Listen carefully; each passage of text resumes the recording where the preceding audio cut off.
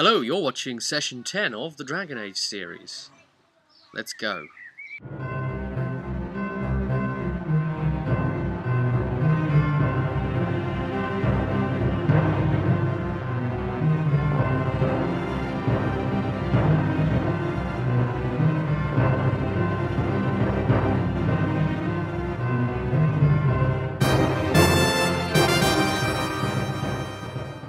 We left off before with the Ragers. They just started their attacking thing. Again, as a reminder, we'll be carrying on with the In Ferelden book. It's got 3 modules here inside, and we're running the first one, the Amber Rage. We're on Encounter 2, Ragers. They'd all burst out of the tent because it had all gone on inside the dining tent there. If you don't know what's going on, then I suggest seeing Session 9, which is the setup to all of this. And you can always remember, click the playlists. The Dragon Age will be here, and the general gaming one will be somewhere there. All the candles and things like that have been knocked over or knocked out. The lights have flickered out from all the Ragers running around. These infected, it's all very 28 Days Later style zombie, all going about the place. So the light was really diminishing, and everyone was panicking in the dark. And there's tables getting cut over and chairs flying everywhere, and it's just a panic, and people are getting trampled, and it's all getting so nasty. And everybody ends up scattered, pulled apart. The party ends up split as a result of it. That's right. The whole never split the party thing is done on purpose here. It's all right to do it if you, the GM, have done it on purpose and you know what you're doing. I embellished extra onto what we've got here in the book. There's quite a lot of stuff going on, so what I did is I took it from the different points of view of each party member. So we went first with Paydar. What is it that Paydar sees? Well, he saw Olek, the clown, trying to fend 2 Ragers off from Dielza.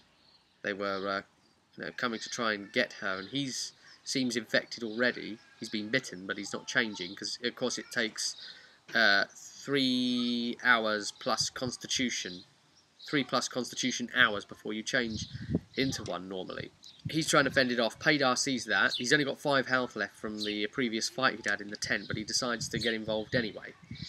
Well, there's some exceedingly high damage from the results he'd been given me from his damage. He'd managed to see them off. Then I discovered that he'd been cheating, but accidentally, he says. So, rolling too many dice for his damage, for his longbow. Turns out he was like rolling 3 d6. As a player, he ends up he sometimes makes mistakes like this, or gets the experience tally wrong that he's got written down. He's the one whose sheet will always have something wrong on it and this sort of thing. So I punished the whole party for that encounter for that as soon as I spotted what was up. And I took down what would have been the full experience yield down to a lower one, and cut off a lot of bonus experience from the whole party as well for it, because that's how it works in my games. If somebody does really well and gets a small RP bonus, then everybody gets that small bonus, not just the player.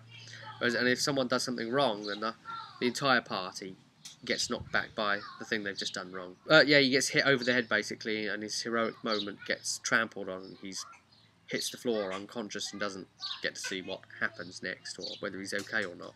But they managed to save Dielza anyway. He bought her enough time, because it's just how it had played out by the time it already had happened. But while he's gone, something horrible is probably going to happen anyway as a karmic consequence to Dielza. He was developing quite a bit of a thing with her as a character, you see. She was dancing quite seductively for him, and he might get back to find things have turned a little nasty for her. But anyway, we'll see. Then for Karak, he spotted that the dwarf merchant, and of course he thinks he's got something in common with this, even though he's a human apostate. He says, yeah, I'm a tall dwarf. He was brought up by dwarfs. Then when he became magical and he's got his doodads, he didn't fit in anymore as the human amongst them, so had to leave, or felt he had to leave anyway, and became a surfacer even though he's a human. But he's got enough general affinity with dwarfs anyway, and he saved Strom the merchant. only just. I mean, this thing starts coming at him, and the Ragers are pretty dangerous, and they wield these great big two-hand axes, and they hit like trucks. But yeah, he managed to bring this thing down, and when it's down, you know, you've still got to keep knocking it down. But he controlled it, and the idea is, yeah, trying to buy rounds. Once it's in its dying state, it's still going to keep coming. So he can do spells to knock it down and things like that to keep it, you know, off its feet. Then we did Tanadil's one, and Tanadil saw a young woman, run up to a trapper guy called Oscar, and he turns around, and it turns out he's actually infected, and he's about to grab her, and Tanadil runs in, shoulders her out the way, and smacks straight into him, and engages him in this great big fight.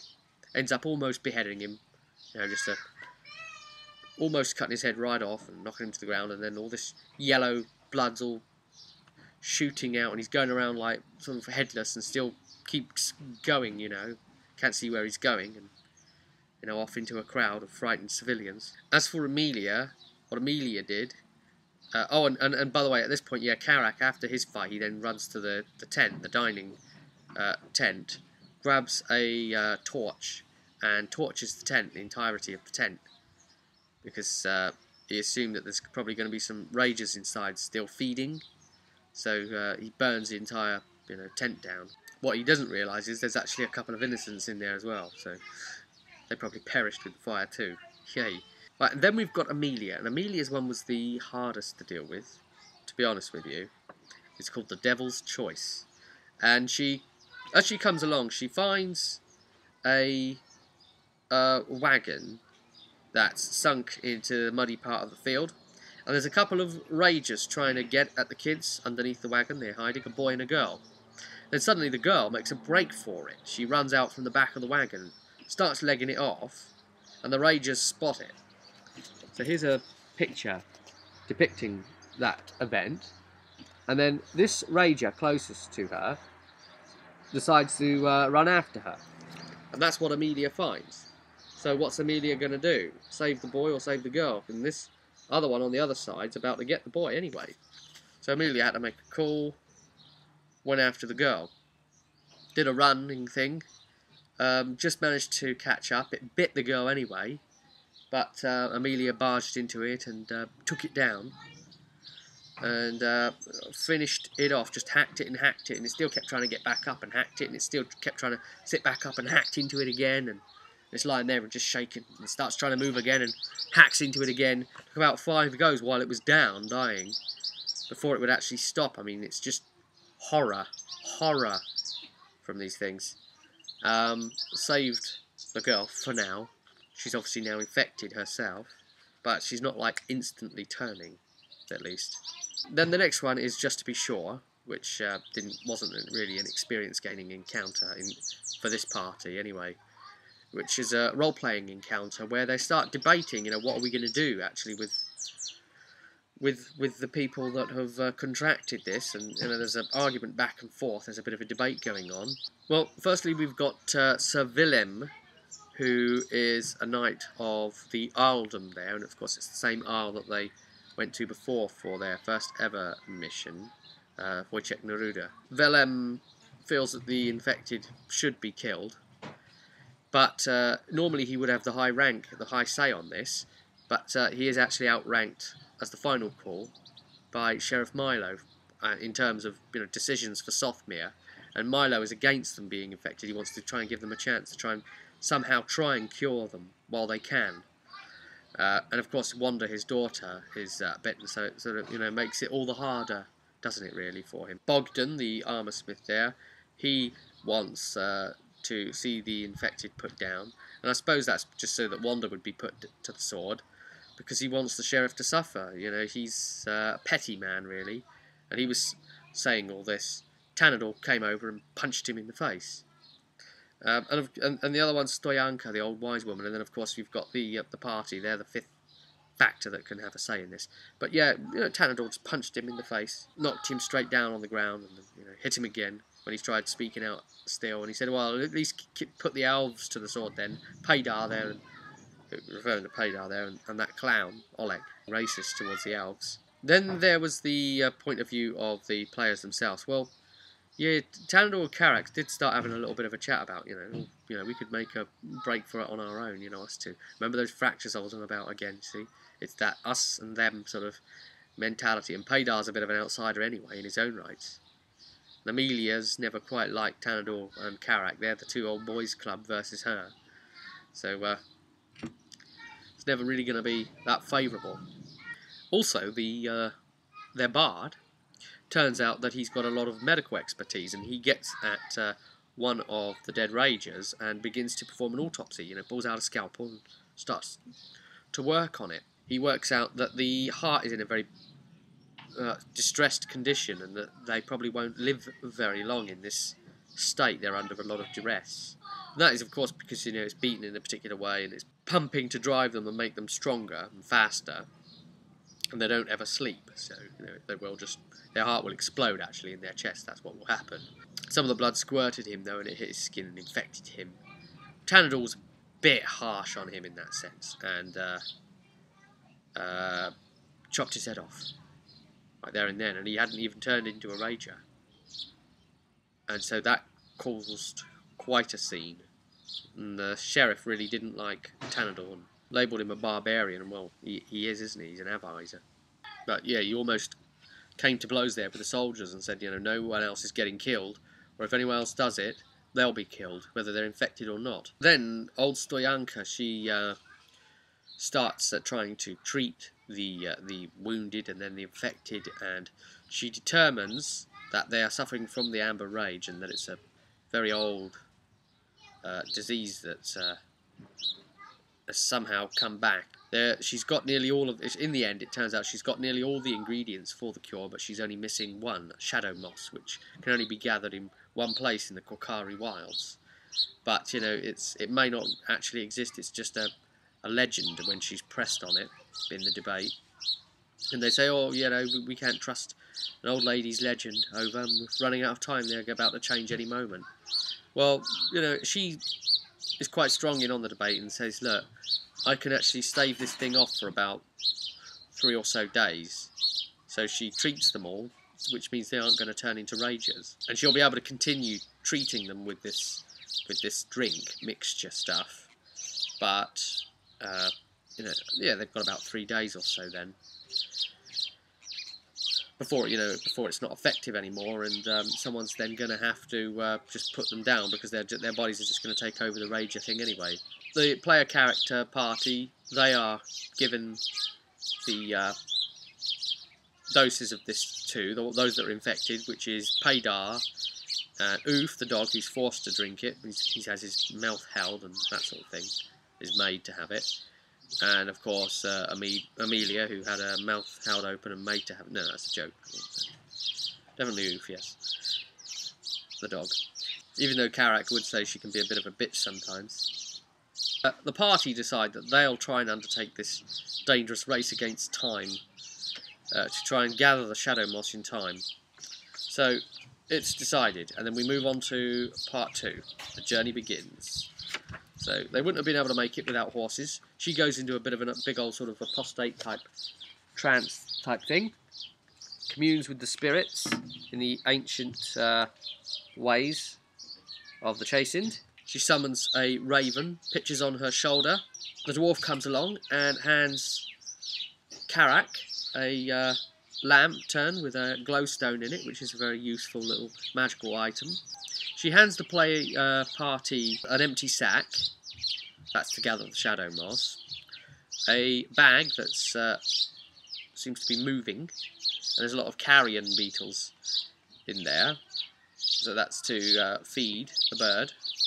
And she's put a spell on it, and it will show them the way towards where they've got to deposit the contents of the 3rd bag, which is this foul-smelling stuff. So they've been told they've got to take this foul-smelling stuff to a particular place in the swamp, boil it, then the smell will attract the fire sprites, which are old and ancient and of legend themselves. They're a race that have almost died out. They were captured a lot by humans and put in lanterns, trying to be used as like cheap torches, because they give off good light, but no one can ever seem to feed them or know what they need to eat, so they always just die of starvation. So they lost a lot of their number in those means, and these days they just sing a very sad melody. Fire sprites will turn up, and then they will get bored, leave, and the players have been told that follow them when they do, because they will lead you to the grotto, and that's where the shadow moss will be. They're also warned that it will be guarded by an ancient, deadly creature, a serpent. At this point it's, Amelia doesn't like snakes. Oh dear. And then she tells them, you must bring the shadow moss to me before 3 sunsets pass. Then off goes the bird, flies into the air, circles around waiting for them. So they head off, on horseback. Without horses they'd never make it in time. So here's a map of the region. We can see the Southron Hills there. We can see is where they've started, and there's the fort just over the way. The path. They head down through the hilly path, and they end up coming to a bluff. And we can see Witchford here, which is a tiny little hamlet thing with a ford at it, and it's the only way really easily across the Sudrand River, which cuts the whole way straight back off. And of course we're into the Korkari Wilds proper, and then there's a chastened village down here called Dosholf. So they just determine how they're going to try and get the horses down the fairly steep bluff, and they also work out, hang on, we're not going to be able to get the bloody horses back up once we've got them down. So they worked out they're going to have to leave them behind on the return journey, and you know, go the rest of the way on foot and hopefully make it in time. If you try to ride it down the hill, then it's much harder, but they worked out that that wouldn't be a good idea, because to actually even ride it down the hill would have took an animal handling communication test to sort of like override the common senses of the horse. So yeah, they decided to do the sensible thing and actually dismount and try and lead them down. Well, they all got down the bluff all right enough, except Delia, who slipped and hurt herself a bit. Karak as well. So, you know, the 2 weakest people, because it was using strength climbing. Anyway, they carried on, and then they finally came to Witchford. They didn't even like the name of it. They thought, this thing's going to be overrun by the damn zombie things. So, I know what we should do. We should gallop hard right through it. So they decided to do just that, top speed with the horses. And as such, they skipped quite a lot of encounters. They also managed to skip the blood crows, because you know, these guys were just galloping too hard through for the blood crows to want to follow persistently. Now they've got enough corpses to feed on instead, so they carried on with that. I mean, they can see that the ferry raft is missing, because there's like a ferry that goes across, and the rope is cut. So they ended up negotiating this, interestingly. They came up with a few stupid suggestions, which I had to knock down. The option given in the book was for them to try and ride horses through once they'd set the rope back up again. But they did things in a different way. So Amelia swam across. She, you know, put her foot on a bit of a funny place at one point and turned her ankle slightly and took on a bit of water. Bit of HP loss, that. But she made it to the other side all right. She took her armour off first, of course, to swim the river. That again was an advanced test. Well, anyway, when Amelia got to the other side, she'd gone across with a fresh rope and tied it up to the other side. So they'd made a fresh rope across the river. They had then threaded the rope through under the saddles of all the horses, connect them all up to the same rope line, you know, all connected in along the rope, and then guiding their horses, essentially. So it was just a case of whether they could all hold on too while they're with the horses. So yeah, I had it be that the river was enough for them to just stand in it up to their necks, kind of, to the shortest person. Pretty bad, but they were constantly fighting strength tests against the currents, and they're trying to hold on desperately to the rope. And then, if they do fail the strength tests, then they've got to quickly try and do some swimming immediately back to it, or possibly get swept down the river away from the rope.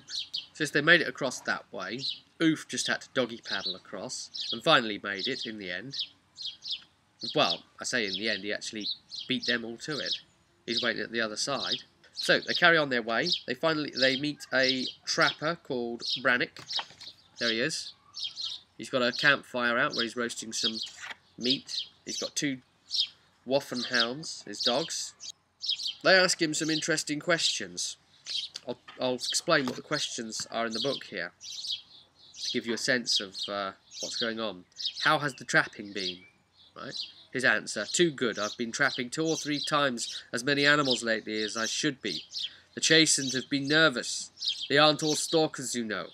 Most of them just want to be left alone. But some of the more aggressive clans have been moving north.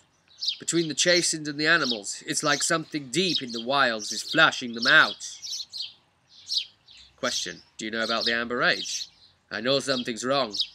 I passed an abandoned chastened village this morning and saw stalkers running in the forest nearby, hunting each other. One of them even attacked me, although I pinned him to a tree trunk with my crossbow. Wild and sickly all at once he was. His weapon was coated with some poison. I've got no room for poison in my line of work. It ruins the meat. Question: do you wish to come with us? No, I think I'll go to Witchford and see if any of the Witchforders returning from Sothmere have made it back. Not that, of course, I would ever force players into asking these questions. You know, I'm just giving an example in the book to give you the flavour of what he's like, really. Any news of the trail ahead of us? At some point you'll need to leave your horses behind. The marshes and swamps of the wilds are too dangerous for riding. What should we do with our horses now? This is a critical question. This is his answer. Dozorf is a chastened village ahead that distills wild vine. It's just inside the forest in the direction you seem to be going. There are plenty of friendly people, and you should be able to strike an arrangement to stable your horses. Tell Zorya I warned you not to drink the wine. They start heading for Dozorf, and then they get ambushed. They all fail their perception check, and there's 2 times the number for the group. Now Delia's with the group, remember, so that pushes the number up to 5, and they have Oof with them, but I didn't hold this against them in this case. So there was 10 stalkers. Now these are the chastened that don't have the Amber Age, but chastened are just dangerous anyway, the stalkers. And these happen to be sort of nearby marauders, as it were. They spring out of nowhere. None of the party saw them coming. Loose off their short bows, start pelting the group with it. The way I handled this was to randomise amongst the group where the arrows were going to lie. There were 6 of them total, 6 possible targets. They have a chance to aim, of course, prepare their shot. So I didn't have a chance of hitting the horses in this case. I rolled a d6 to work out which of them. After I'd worked out the initiative order of all of them on my little post-it notes, I had them in the order that they're listed in. That's the order on a d6, and I consult that. I know what this arrow's coming for, so I like Turnal, Karak, this arrow's coming for you. Alright, Tanadul, this one's coming for you. Roll them. You take such and such damage. Now this arrow's coming for you, and so on. Delia came pretty close, down to 1 HP. So we almost lost her there. Karak, however, went to 0 HP, fell. So he actually took an arrow to the knee. No, well, not quite the knee, but an arrow to the hip. So they managed to finally save him, pull him back up. It was Tanador went over. Tanador wasn't carrying a healing kit. This is important, guys. Every member of the party is capable of doing a target number 11 cunning healing. Every one of them should own these healing kits. I know they're expensive, but, you know, at the end of the day, the players that didn't have one in their pack, they can attempt to heal. That's, you know, I'm enforcing this hard on the party. And when it comes to it, if someone fails, time's running out, someone else maybe going to have to try. Oh, we don't have a healing kit.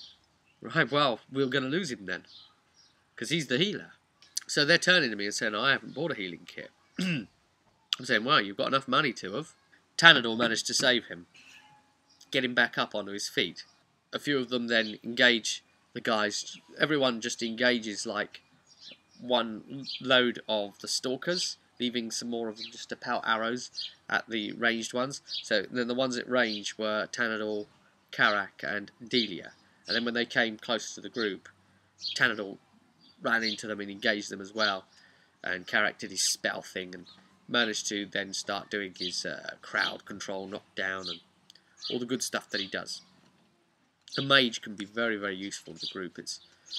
I think in terms of Dragon Age, a mage really gives you the utility that's sorely needed in the elements of unexpected. Because yeah, certain classes that you might have a rogue built a certain way, and he can deal with this problem that could come up, and another thing that happens. Well, another guy in the party may be able to do that, but a mage, he's got a toolbox of spells, and those spells are his utility factor. If he comes up against something really heavily armoured, then he's got a spell in his arsenal, for instance, that can do penetrating damage. Spot on. That's your mage. He's the man.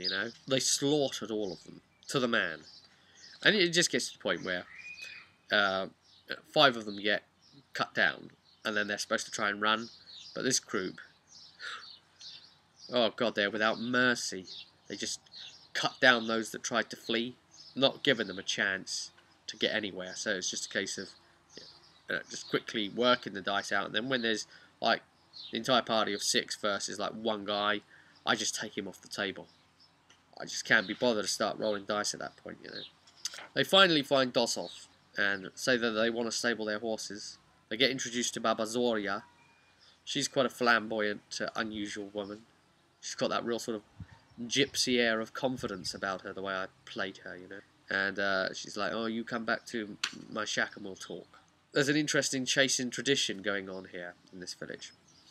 They cultivate wild vine in this place, using the riot, and they do like a drinking game as part of their negotiations. So it turns out that there's a seat for her and she takes it, and there's a pitcher of the stuff and 2 cups with ready for wild vine, and another seat there, and then everyone else has to stand. One player has to be nominated as the speaker, as the negotiator, as to stabling the horses and fixing a price for what the stabling will cost. So it's kind of an RP encounter, but with a twist, an element on it, some advanced tests that make things quite interesting. Here's Dosov, by the way. Because it's in the marshes, a lot of the buildings, they are all built on stilts and raised up out of it, you see. And it's also for protection too. And you can see a lot of the boats and things come in, bringing goods and that. So they're used to trading. This is just part of their way, really. They offer her gold, and she laughs at that. So they're trying to determine which one's going to be the speaker. And Paydar wanted to be the speaker, and Karak wanted to be the speaker. They're the 2 that said, oh no, I'll negotiate with her. And while they're sort of blabbing on at each other, deciding who's going to do it, Tanador goes in around behind them all, and just sits in the seat instead. So he's going to be the negotiator. He beats them to it. That's typical Tanador. So he says, yeah, we'll give you gold. And she says, gold, we don't trade in gold. We trade in goods. Your money means nothing here in the wilds. So now it's a case of how much stuff have you got? How much is this going to cost you? Well, you've got to take her on in drinking and bargaining to work it out. So the way that this was handled was, and you'll see that with this book, I completely abuse it. You see that the highlighter pen, and I ring stuff and I write stuff in the margins. It's the way you've got to do it. On the day, you need to have things set up to draw attention to the stuff you need to know. This is done as an opposed advanced communication bargaining test with a threshold of 9. So they take each other on with communication bargaining. So it's whoever's dragon die on wins of the communication opposed tests goes towards the threshold of 9, and whoever hits 9 first from their dragon dies, adding up, wins. But after each round, they are having to drink the wild vine as part of the tradition. And the wild vine then gives them a constitution drinking test. And there's a chance they could pass out in the end, you see. And if they fail the constitution drinking test, then they start taking drunkenness penalties on a drunkenness chart that's listed in the book here, to all further tests going on in the communication bargaining. So they've got to try and bargain, but under the chastened way of also drinking wild vine. Well, he did well. He managed to drink fine, no problems, no minuses, and out-bargained her all the way. She before it even kicked off, she offered, I'll stable them for 150 silver. And that's, she's just trying to, fleece them. And if they agree to it, she'll be laughing. 150 silver's worth of goods, you see. You determine the goods, so then it's just a case of adding them up. And it would have been 100 silver's worth of goods if she'd have won the test anyway. She wouldn't have budged on that. But because the players won the test, or Tanadil won the test versus her, they got it down to 60 silver's worth of goods. So they just ended up giving up their tents, pretty much. So they finally push on past that, and it was quite characterful and eventful, and they all said that they appreciated the chance to be here in the Korcari Wilds when the actual computer game settings take them all the way through Ferelden, and a chance to explore some of the chastened people and get to go to one of the villages and actually go in and see some of their customs, live it, breathe it. Because in the games you can never ever do that. So they get deeper into the marsh. The raven stops flying, lands on an old dead tree, keels over. The water's calf deep. It's mucky. It's horrible. It's misty. They can't see very clear. When the path is least clear, that's when you are closest to seeing. Was the prophecy, one of the prophecies, if you remember. They'd all bought cooking utensils previously in their packs, so they did have a kettle on them to be able to boil the stuff up, set that off, cooking, boil the mixture up, and then we move on to the next encounter, the wrong summons. Yeah, the soup attracted an unwanted visitor, a giant crab, whose claws can reach 10 feet. Nasty. And normally you can only attack like sort of 2 feet radius. So this thing was coming in, and the thing I like about Dragon Age is some of these foes are really quite unique. It's got health 40, but here's the real kicker. Armor rating 8 on this monster. Wow. Now, I had all the miniatures all laid out. They're predominantly all like Lord of the Rings miniatures we're using for this, just to, you are the team here. And I laid out some places where there's the more solid ground and the more like watery parts, the deeper areas of the marsh. And that's all marked out so they know where they're standing. And we marked out where the kettle is as well, the pot. So I realised, oh gosh, I don't have a mini to use as the crab. So I ended up quickly, in a panic, grabbing from my tin. You know the Warhammer, for those of you that do, Warhammer 40k green neon plastic template and marker set, about yay big. Right, well, A4 size, sorry. Tear off or, cut off. You can buy it in like sheets and stuff, and it's got the different status effect markers and things on. Wound markers and all this. Well, the turn marker, which goes up to 7, that thing, I thought, oh, that would work as a crab, right? So I just grabbed it, put it down there in front of the miniatures. There's your crab. Now, the crab's really cool. 8 armor, of course, that's nasty, meaty, but of course all the meat's in the claws. As they worked out, of course, go after the claws. They're -1 just generally because of the conditions, but all the time they're in the deeper water, they're -2. So if the crab procs any stunts, some of his mindset here is to try and move the characters into the deeper water, so they're at a bigger disadvantage. Of course, he's also got his environmental stunts as well, that he can pull on the party. One is uneven ground, where they can stumble and be at a further penalty.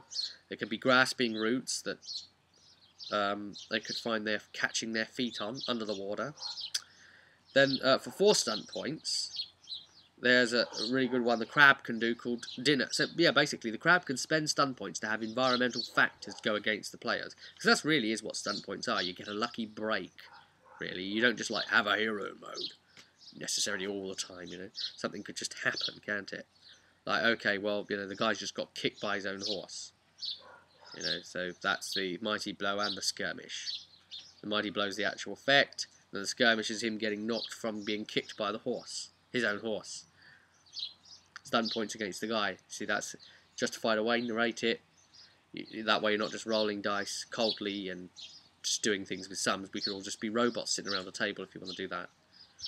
So, yeah, for 4 stun points is dinner.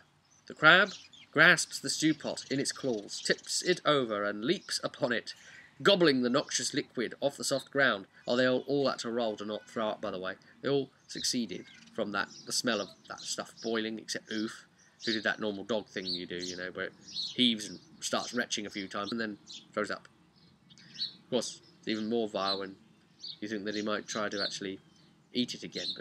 But then they're stuck as well, so if they get stuck for 6 environmental stunt points, any of the players, then they would need a target number 15 strength might test to wrestle free from where they're stuck.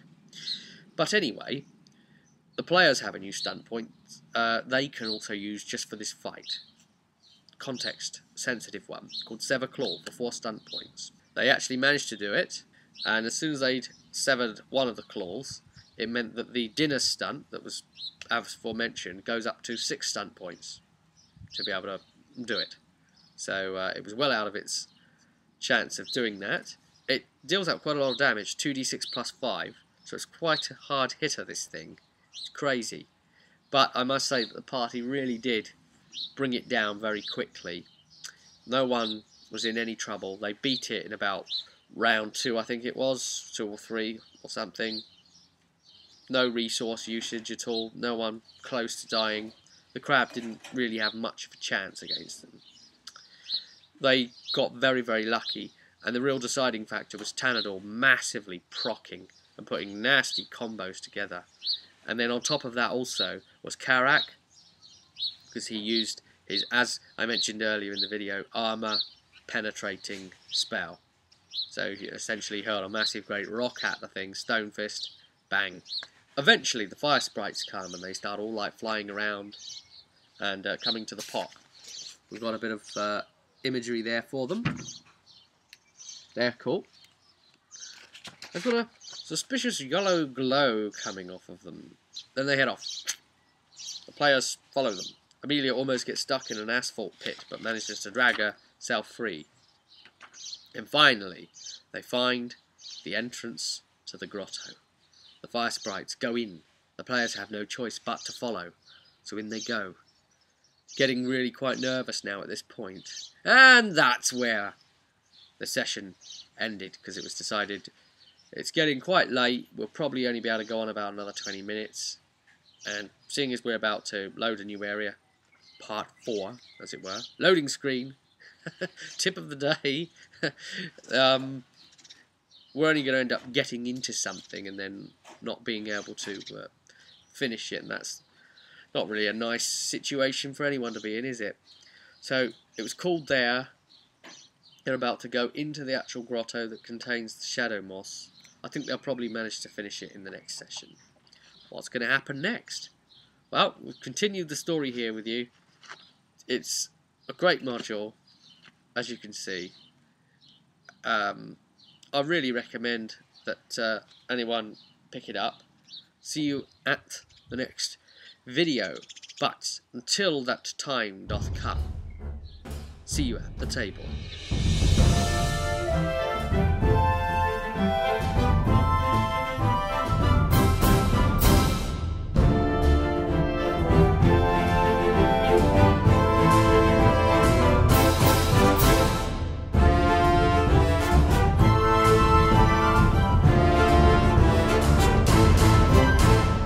Well, for a bit of a change, I'm outside, I'm drinking a nice ale. Today it's, since 1977, Badger Thirsty Ferret I'll be drinking as I recap this to you. It's got a slightly nutty, sweet taste, Really unusual actually as ales go. I've been experimenting on a few different ones, and I recommend this if you really want something that makes a change and you don't mind having to go at a sweet one for a change. I've had a bit of a funny stomach, so I didn't want anything too strong.